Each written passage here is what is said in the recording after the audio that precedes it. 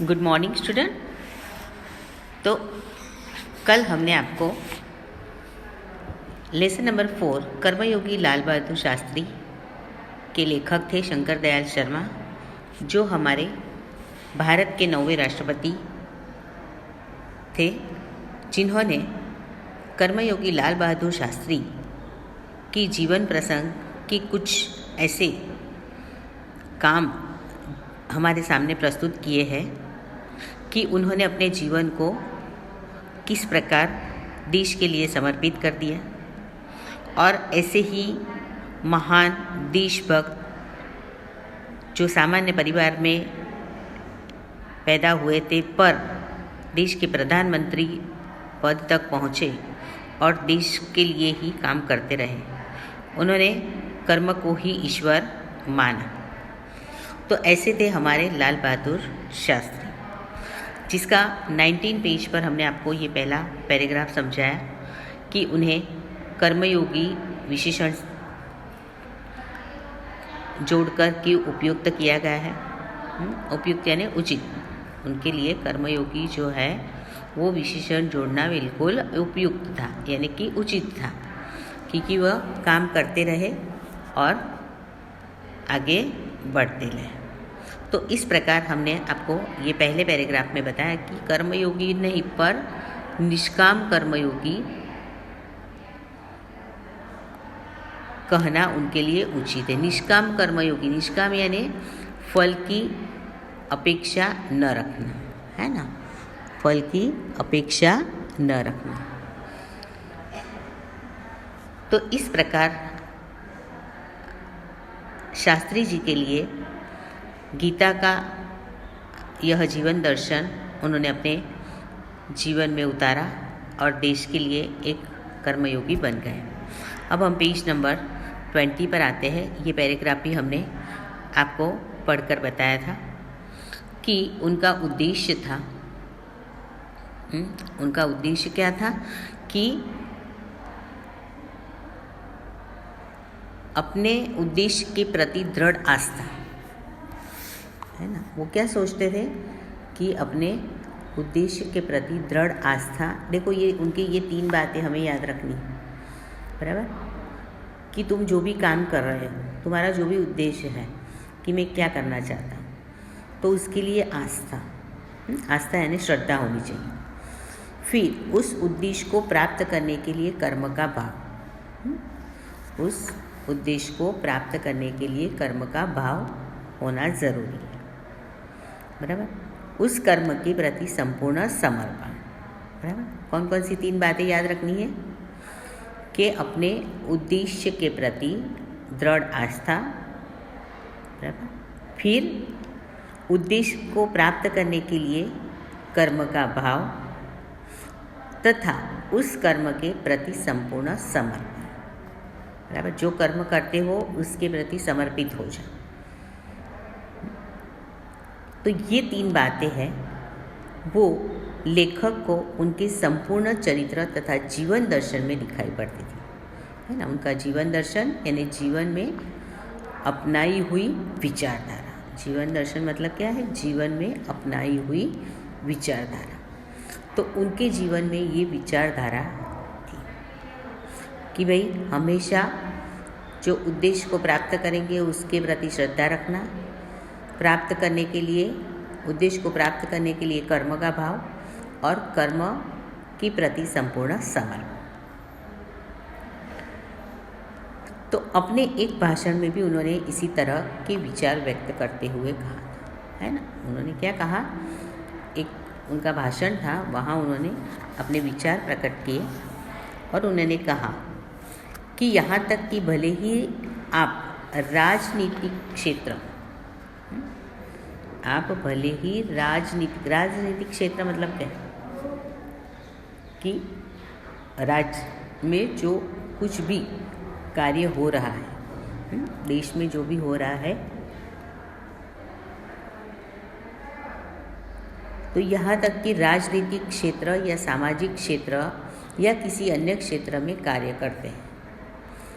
आप राजकाज के लिए काम कर रहे हो, समाज के क्षेत्र के लिए काम कर रहे हो, जो भी काम कर रहे हो, पर यदि आप उसमें सफल होना चाहते हैं तो आपका दायित्व क्या है, यानी जिम्मेदारी।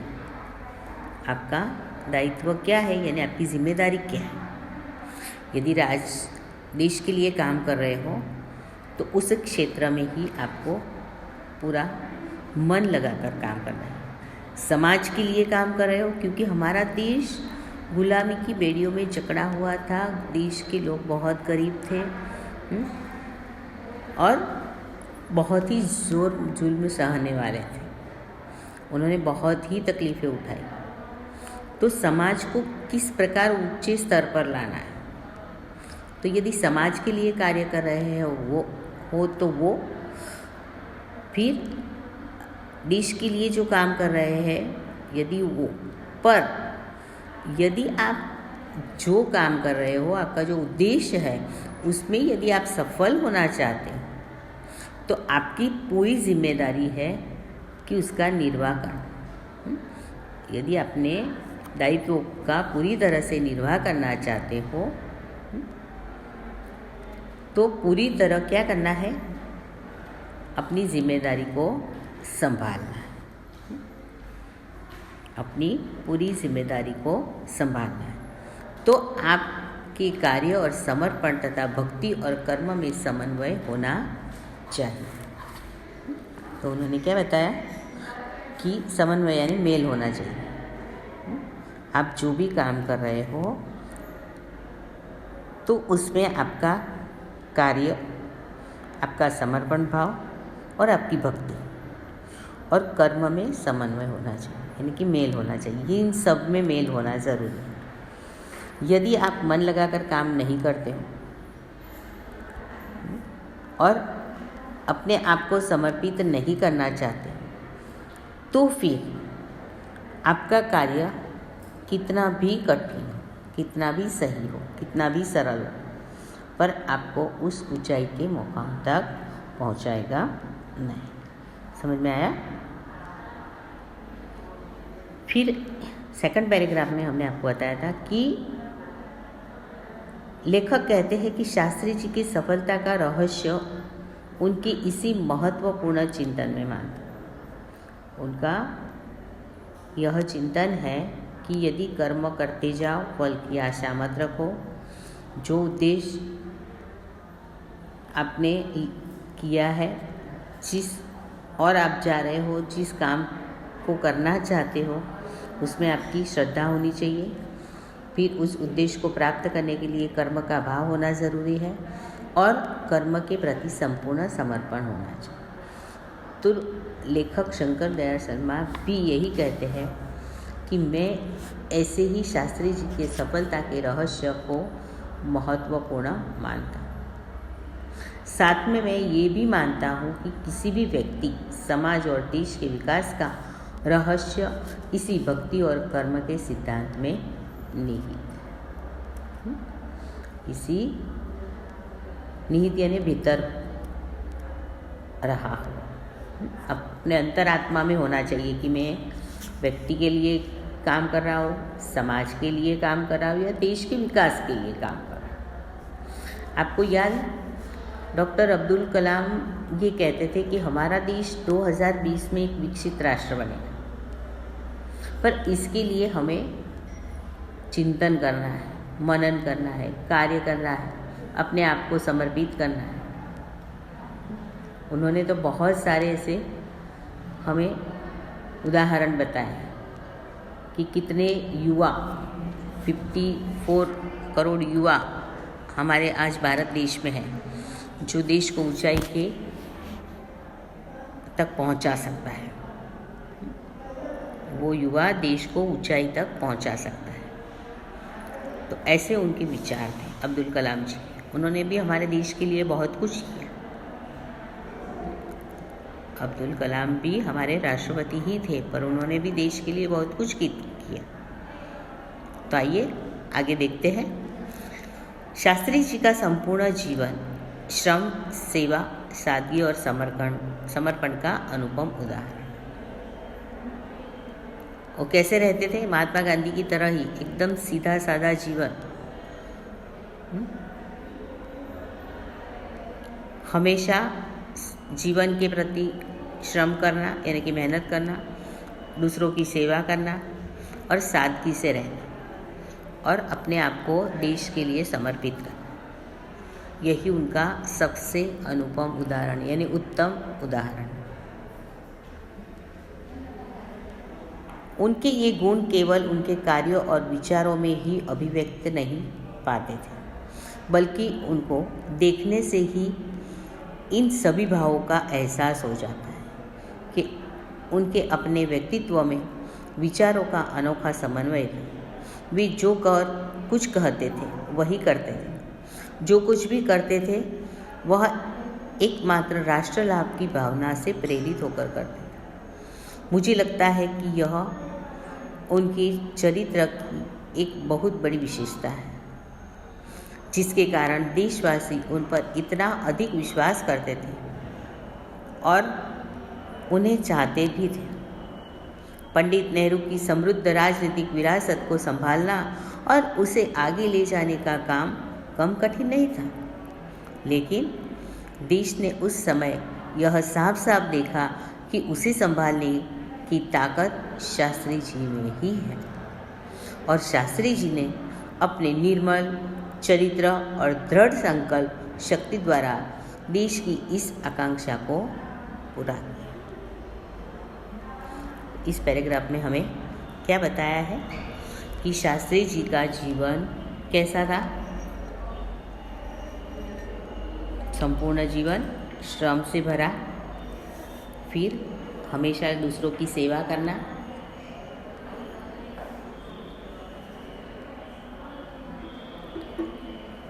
सादगी से रहना और अपने आप को जो भी काम कर रहे हो उसके प्रति समर्पित कर देना।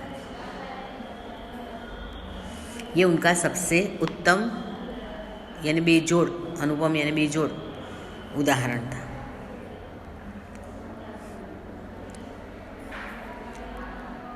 तो उनके ये जो गुण है वो उनके कार्यों और विचारों में ही अभिव्यक्ति रखते हैं। अभिव्यक्ति पाना यानी प्रकट होना, उनका काम करना और उनका सोच विचार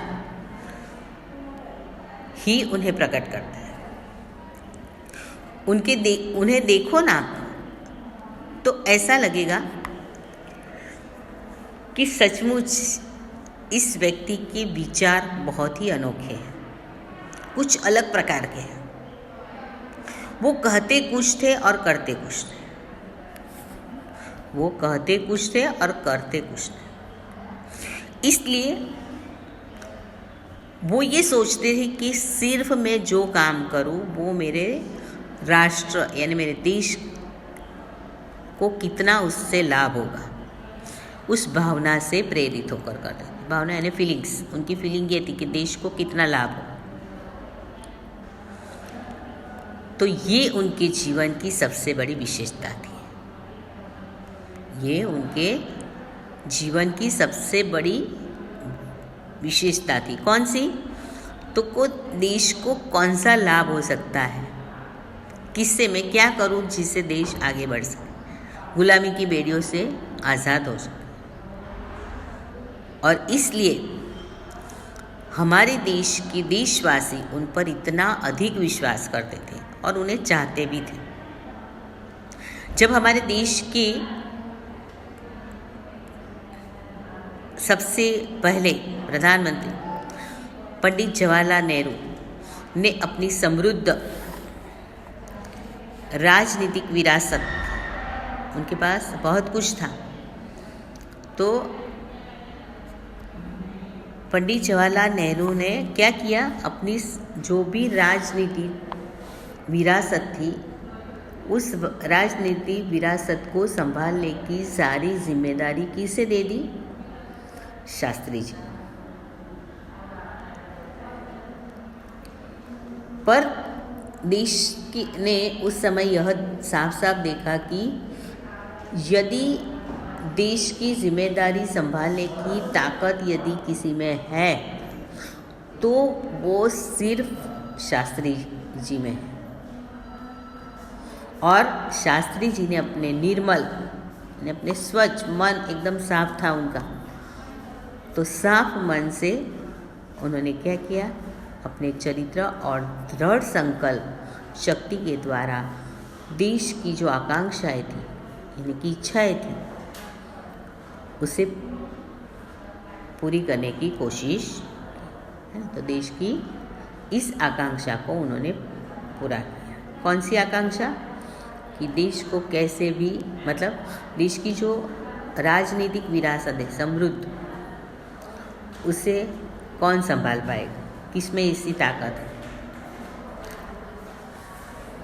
तो सिर्फ ये लोगों ने भी देखा कि ये देश के लिए ही काम करते हैं, देश के लिए ही अपना जीवन न्यौछावर कर देते हैं। तो ये काम सिर्फ शास्त्री जी ही कर सकते हैं। और इसलिए जवाहरलाल नेहरू ने अपनी विरासत को संभालने की जिम्मेदारी किसे सौंपी? लाल बहादुर शास्त्री जी। ओके, तो बच्चों, हमने आपको ये 3 पैराग्राफ समझाए, आपको समझ में आ गए होंगे। इसके बाद वाले वीडियो में हम आगे के पाठ का पठन करेंगे और आपको विस्तार से समझाएंगे।